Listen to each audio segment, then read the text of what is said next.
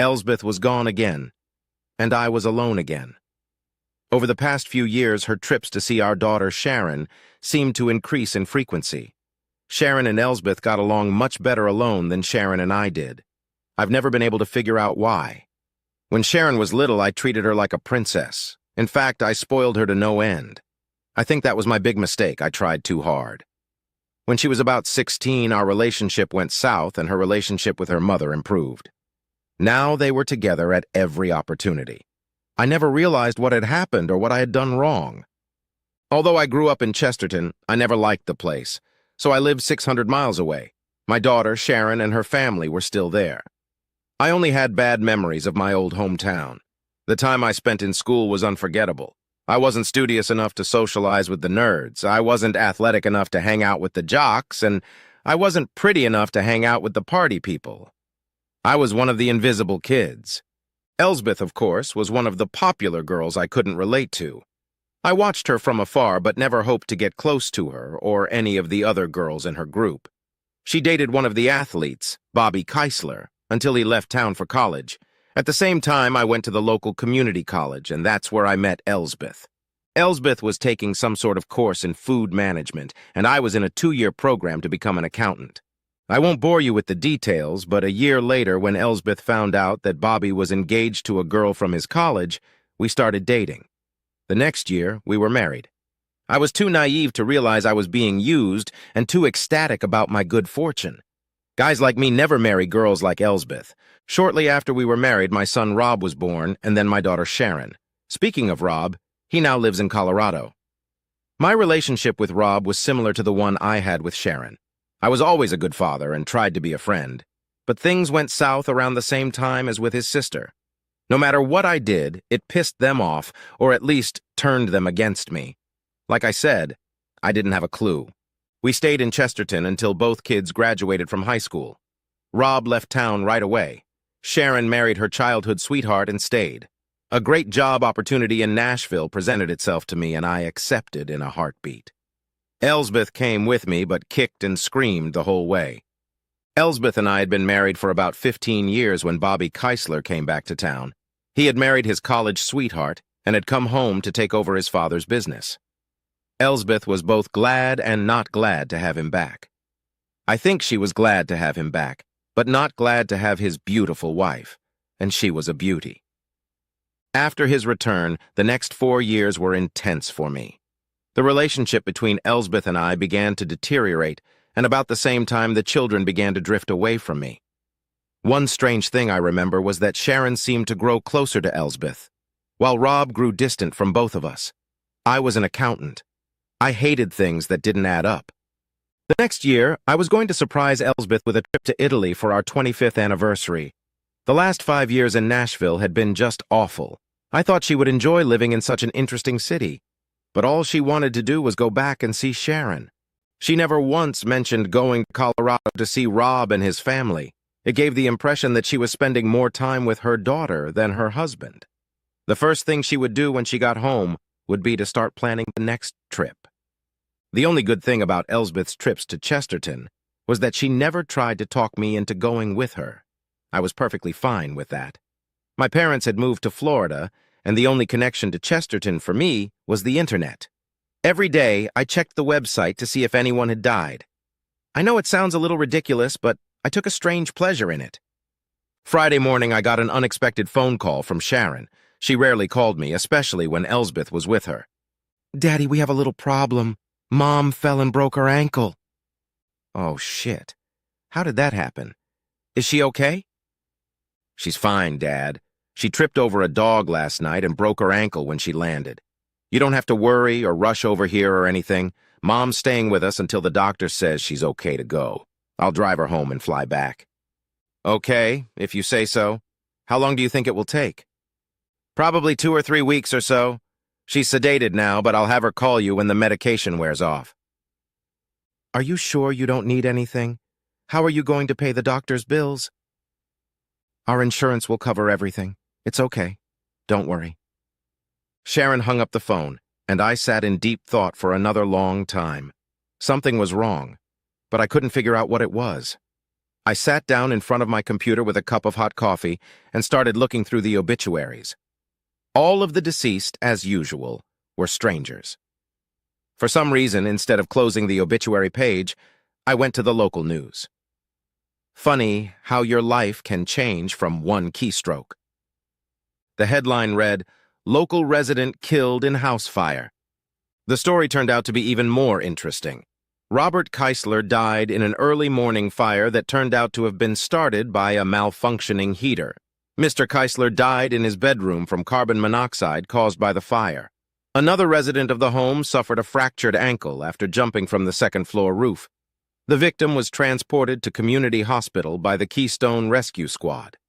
I found it interesting that the article did not mention the name of the second occupant, but indicated that it was a woman. The rest of the article was general background information about Bobby.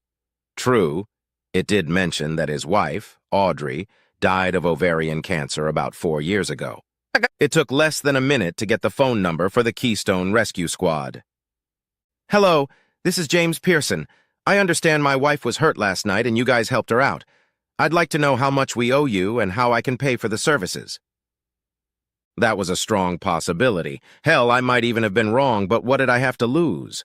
I figured they'd be more than happy to give me the information since I wanted to pay. "I assume you mean Elsbeth Pearson, is that correct?" "Yes, that's right. How much do I owe you and where can I send a check, or do you accept credit cards?" "Mr. Pearson, it looks like you don't owe. The bill has already been paid in full by Sharon Dietrich." "That's my sister-in-law. I assume everything is in order then?" "Exactly. Thank you for calling, and I'm glad we were able to help you." That pretty much confirmed the conspiracy that existed between my wife and daughter. All those trips back and forth were just so Elsbeth and Bobby could be together. The fact that my daughter seemed to know about it and went along with it was even more painful. I would have a hard time forgiving her. I had no idea how long Elsbeth had been seeing Kessler, but I guessed it started shortly after his wife died. It was right around the time we moved to Nashville. Coffee was replaced by cold beer. I needed to think. Nothing was coming together anyway. Sharon and Elsbeth had started this strange bond long before we moved to Tennessee. I'd missed something. Rob was due back from work in about 2 hours. We hadn't talked too much over the past few years, but I felt the need to probe him a little. Maybe he could help fill in a few empty spots. I never finished that long neck. By the next sip, the beer was lukewarm. I really didn't need a beer right now. I sat for 2 hours thinking about my marriage. As marriages go, it was pretty shitty. Of course, the only thing I had to compare it to was my parents and what I'd seen on TV. Elsbeth kept the house in order and knew how to cook.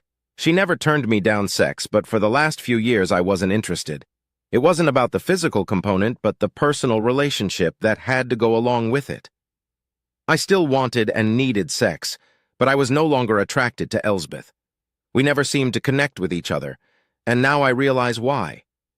I didn't see her cheating as a disaster, but rather as an opportunity. Her cheating helped me realize why we had drifted apart. Now that Bobby was dead, I was a little puzzled as to why she didn't want to come home as soon as possible. I figured she realized that the longer she waited, the less likely I would be able to connect the dots.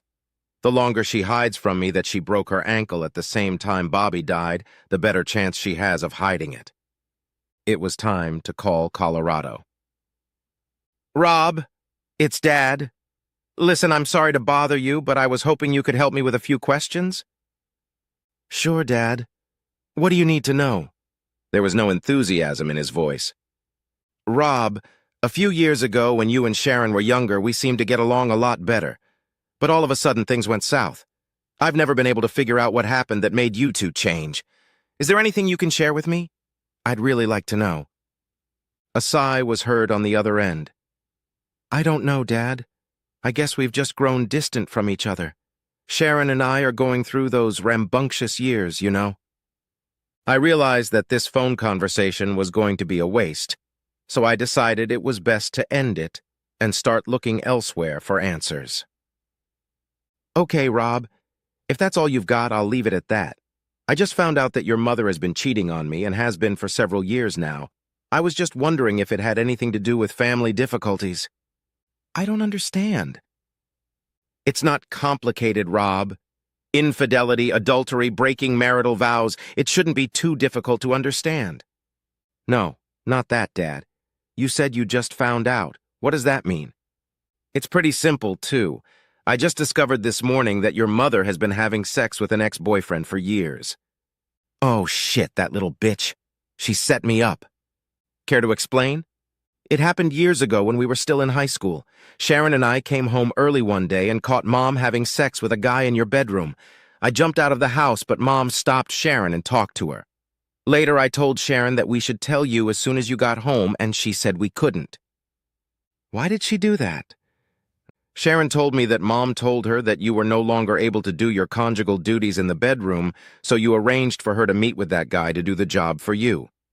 Sharon said Mom said that? That's right. I know it seems a little far-fetched now, but Sharon insisted we not tell you because if you found out we knew, you'd be humiliated. So that's why you didn't say anything? Of course. I didn't know who to be angrier at, you or Mom. Now I think Sharon might have been part of it, too. You kept quiet for 2 years until you could leave?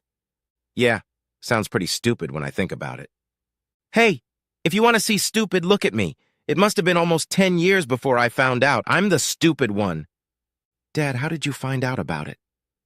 Your mother was sleeping in his house when it caught fire. He died in an accident, and your mother broke her ankle jumping out the window. How did you find out about that? It's a little complicated. Let's just say things seem to be clearing up now. I'm sorry, Dad. I didn't know. Don't worry about it. You can make it up to me later. By the way, don't call your sister and let her know I know. I think she's in on the whole thing along with your mother.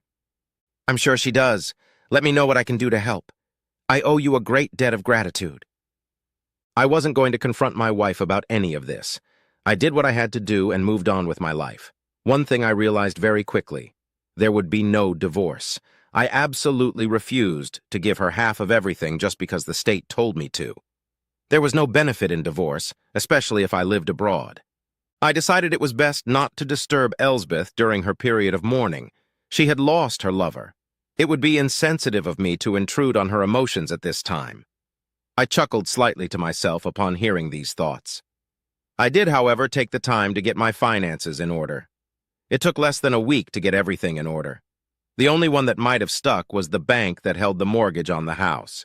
I tried to sign a quick title transfer agreement for them to make the repossession process easier for them. They refused and insisted that I honor my commitment or they would sue me. I just smiled and walked out the door.